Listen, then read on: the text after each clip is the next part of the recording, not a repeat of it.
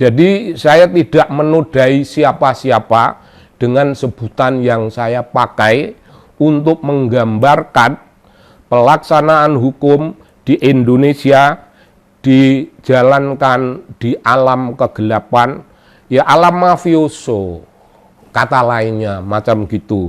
Hukum rimba itu kata yang lainnya. Begitu Bung. Begitu Bung, tanggung jawab saya tunaikan dan salam saya untuk Bang Rasman. Saya telah memberikan jawaban itu. Kalau tidak puas, tidak apa-apa, karena tidak harus puas. Dunia akademik tidak boleh mengklaim kepuasan.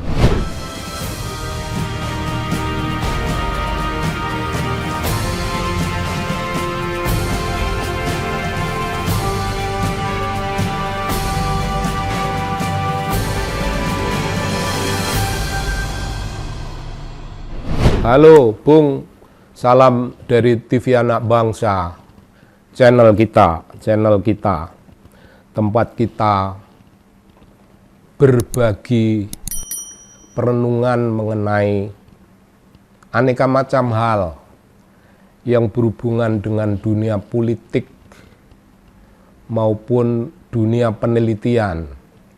Sekarang ini kesibukan kita di seluruh tanah air kira-kira masih menyorot urusan 3 tokoh, Dr. Resmond, Kanjeng Roy, dan Dr.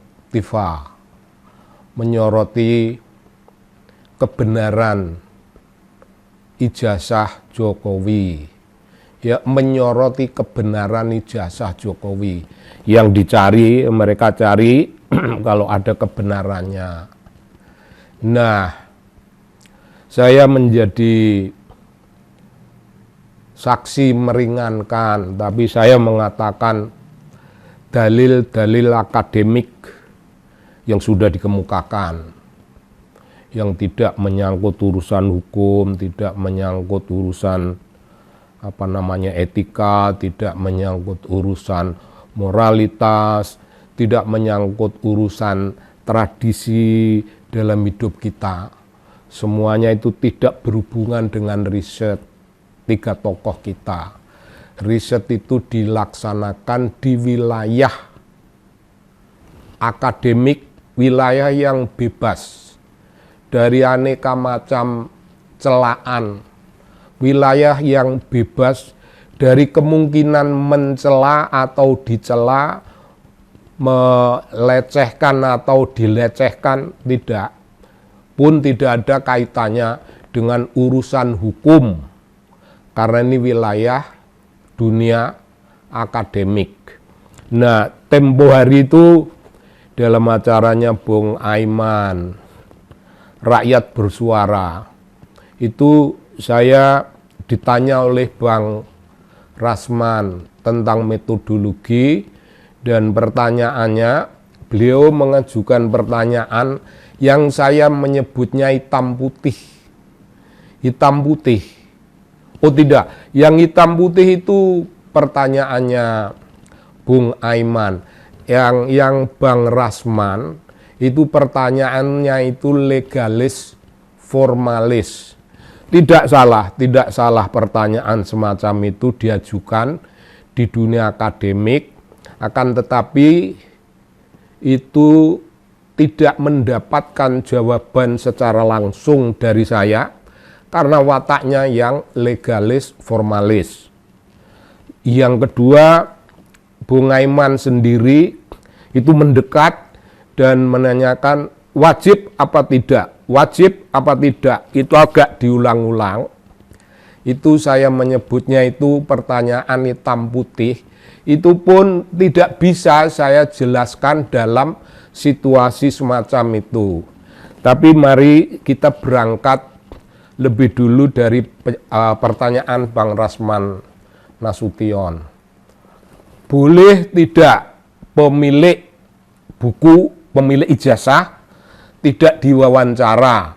Nah, saya mengatakan pada waktu itu tidak apa-apa, bisa saja mereka sampai pada kesimpulan karena mereka sudah lama mengamati, sudah lama bertanya, sudah lama melakukan wawancara, ditambah wawancara mendalam, ditambah studi dokumenter, archive studies, ditambah aneka macam. Nah, itu kita hormati keputusan para peneliti. Para peneliti sendiri kita beri hak untuk memutuskan akan berhenti pada titik yang mana. Mereka saat ini sudah berhenti dan mengatakan Jokowi's white paper selesai, confirm bahwa ijazah ini palsu. Nah, apakah mereka meloncat sebagaimana ditanyakan Bung Aiman? Belum sampai mewawancara yang punya kok meloncat pada kesimpulan. Bagaimana itu? Wajib apa tidak mewawancarai si pemilik ijazah? Saya jawab pada Bang Rasman bahwa yang diteliti itu ijazah, bukan orangnya, dan Bang Rasman bilang ijazah itu ada yang punya. Pada waktu itu saya menjelaskan agak panjang dan ujung penjelasan saya, Pak Jokowi bakal dipanggil di pengadilan. Pada momentum itu beliau akan diwajibkan menunjukkan ijazahnya. Jika ijazah ditunjukkan, kelar urusan. Kesimpulan para peneliti tiga tokoh ini bisa salah, bisa benar. Kesimpulannya ijazah Jokowi asli murni, bisa. Artinya tiga peneliti itu yang salah. Tapi kalau dipanggil ke pengadilan dan Jokowi memperlihatkan ijazahnya, kemudian ditelusur berdasarkan apa yang sudah ditelusur oleh para peneliti, maka ijazah itu batil. Ya Jokowi yang salah. Saya menyatakan baru sampai pada itu sudah kepotong oleh pertanyaan Bang Rasman. Berikutnya dijawab oleh Bung Refli Harun. Tapi lupakanlah jawaban itu.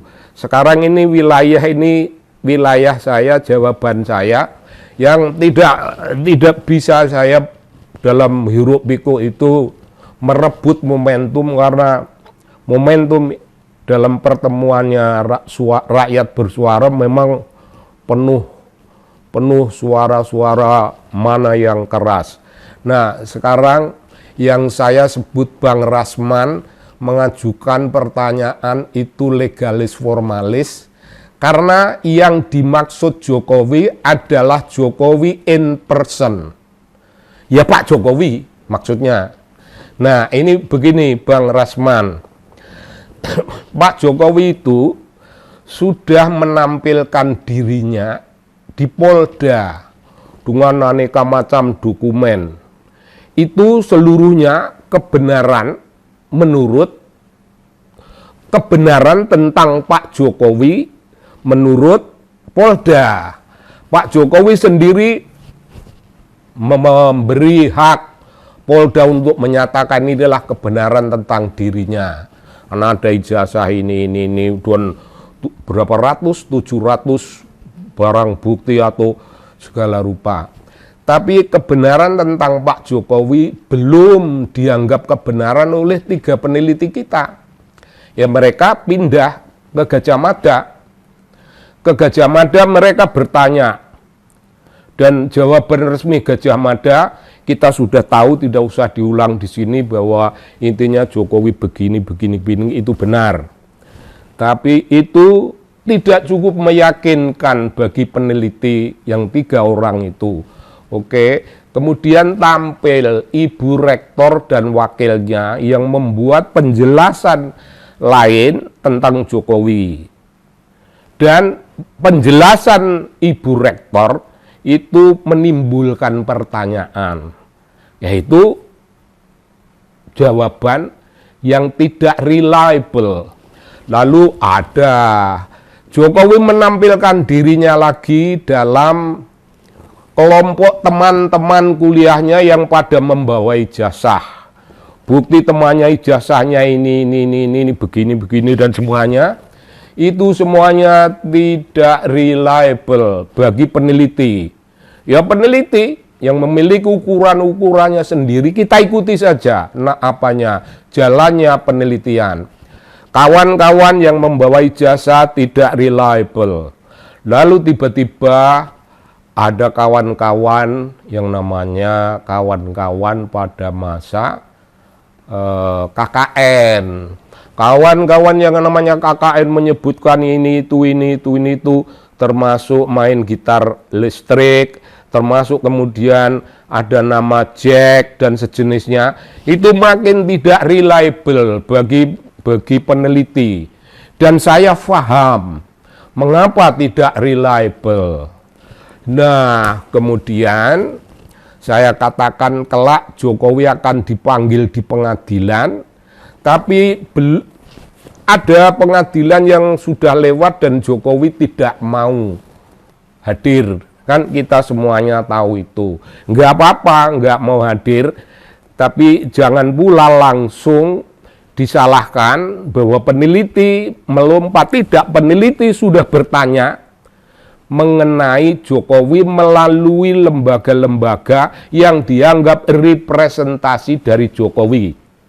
Artinya kalau kita tidak berpikir legalis formalis, sebenarnya Jokowi sudah diwawancarai dari Polda, dari Gajah Mada, dari Ibu Rektor, dari Wakil Rektor, dari kawan-kawan satu angkatan yang punya ijazah, sudah diwawancara tidak reliable, lalu masih ada wawancara mengamati dan menanyakan peristiwa ketika ada reuni, itu tidak menjelaskan sampai kembali kepada waktu KKN melahirkan gagasan tentang main gitar listrik dan sebutan nama Jack, itu pun tidak meyakinkan.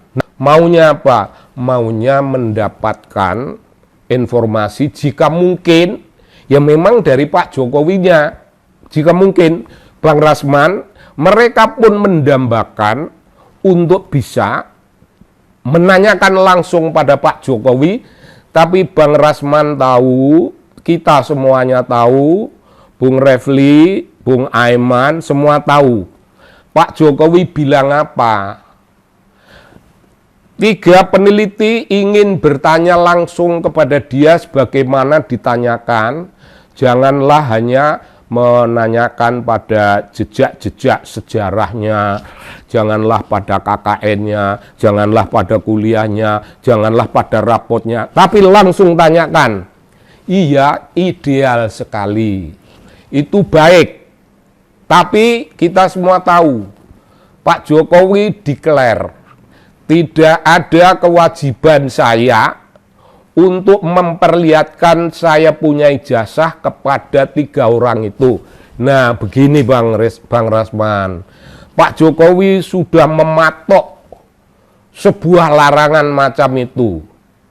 Bung Aiman, mengapa 3 orang harus mewawancara dia? Kan mereka tahu diri. Yang mau diwawancara mengatakan tidak ada hak saya untuk memperlihatkan saya punya ijazah ini pada 3 orang itu. Ya nggak usah lewat mereka.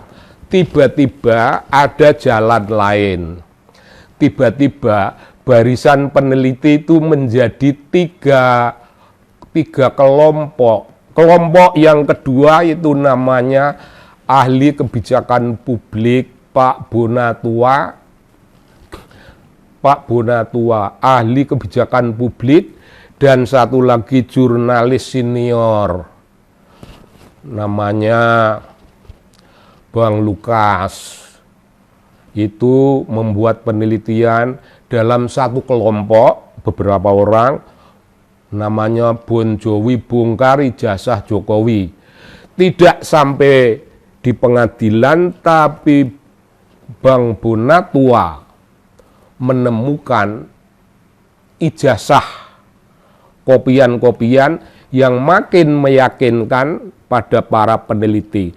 Ya, para peneliti mau nanya Pak Jokowi tidak mau ditanya, ya sudah.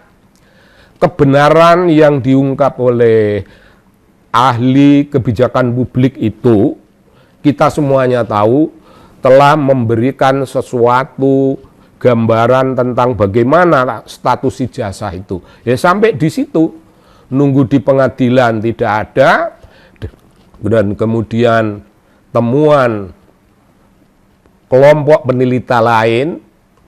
peneliti lain satu orang, kelompok itu satu orang. Itu sudah meyakinkan kita. Jadi kuah metodologi, saya membela 3 peneliti itu, kuah metodologi tidak ada yang dilompati.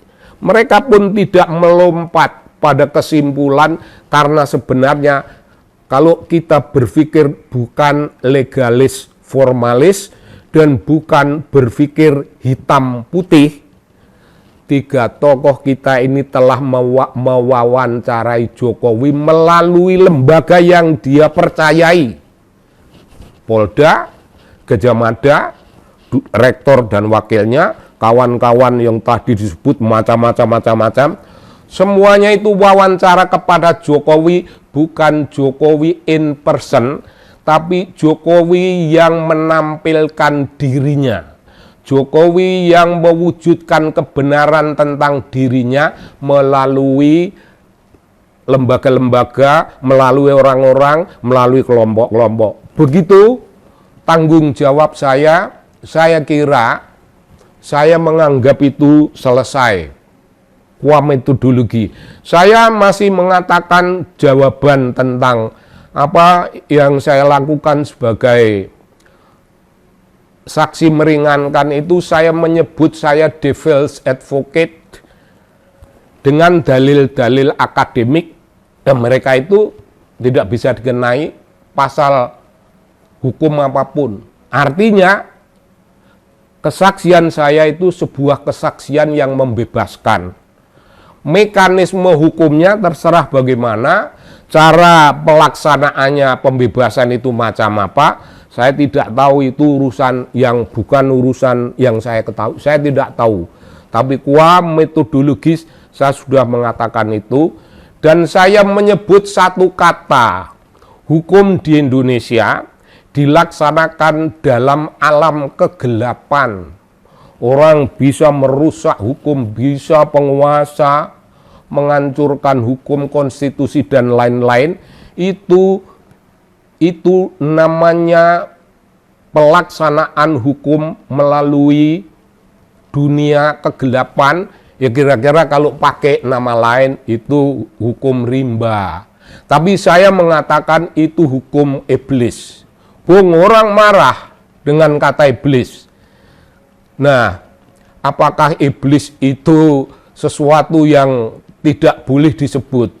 Ketika kita menyatakan a'udzubillahi minasyaitonir rajim. Minasyaitonir rajim itu maksudnya kita berlindung dari godaan iblis. Kitab membolehkan kata iblis disebut. Kenapa seorang budayawan yang menyampaikan kesaksian tidak bisa menyebut itu? Saya menyebut iblis bukan sebagai kutukan.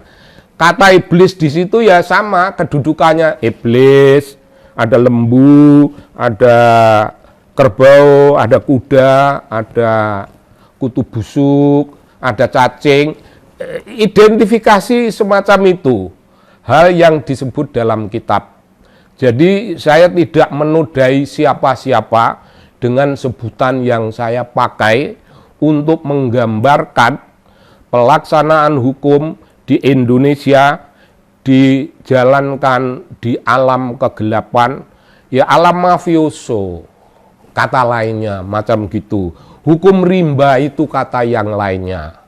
Begitu Bung, tanggung jawab saya tunaikan, dan salam saya untuk Bang Rasman. Saya telah memberikan jawaban itu. Kalau tidak puas, tidak apa-apa, karena tidak harus puas.